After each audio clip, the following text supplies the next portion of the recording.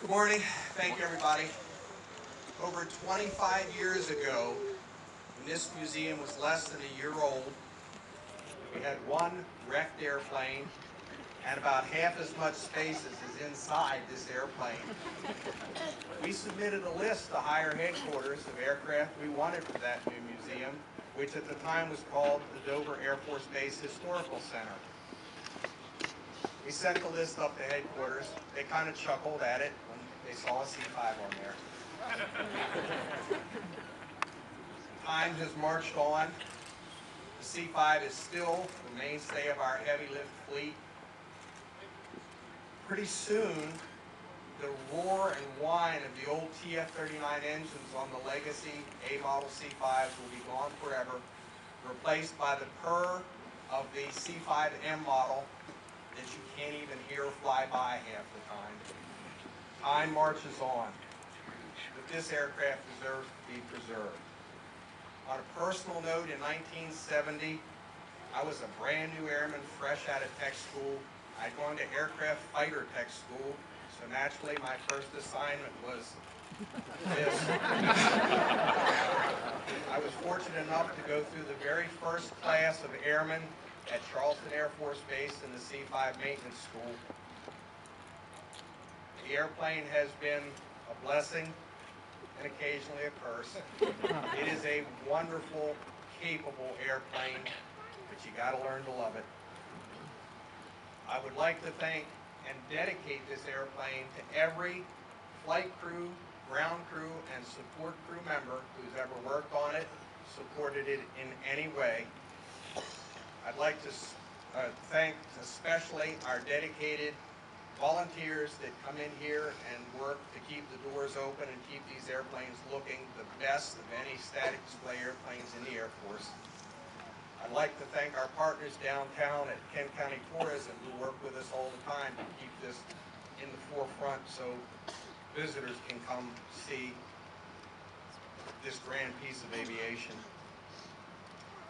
I can't list everybody that does everything around here. We'd be here tomorrow, but there's 4 people I cannot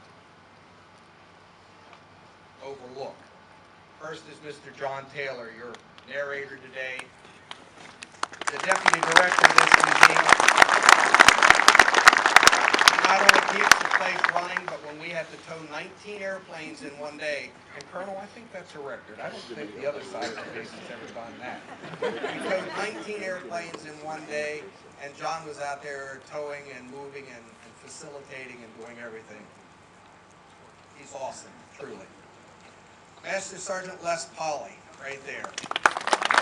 He's our chief maintenance here, and his job is to keep 32 airplanes taken care of, one guy.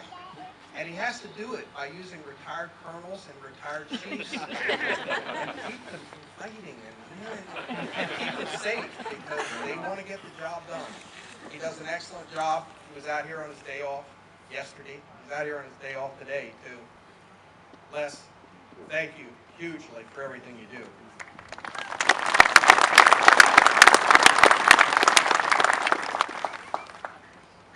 We have lots of volunteers work on lots of things, but I have to thank Silas Steffen. He is the crew chief of that immaculate KC-135. He's already got one airplane he takes care of and polishes, but he has been out here since this airplane landed, keeping track of what's going on. He's painted panels that needed a little touch-up. He's replaced the anti-skid on the ramp. He was here 14 hours in one day. He gets overtime for that, but it's the same rate that we pay the rest of our volunteers. I got to thank him very much because he's done a tremendous job on this airplane and on his KC-135.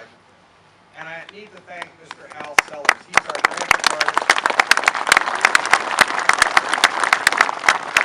You'll see Hal's work when you go inside the airplane. He does all the signs in the museum, but the thing is, we had a very short time frame get all of the artwork and signage done inside this airplane. He has been tireless. We thank him for that. From this day forward, we get to share this magnificent airplane with all of you. I hope you're as impressed as I have been. Thanks for coming and thanks for supporting your AMC Museum.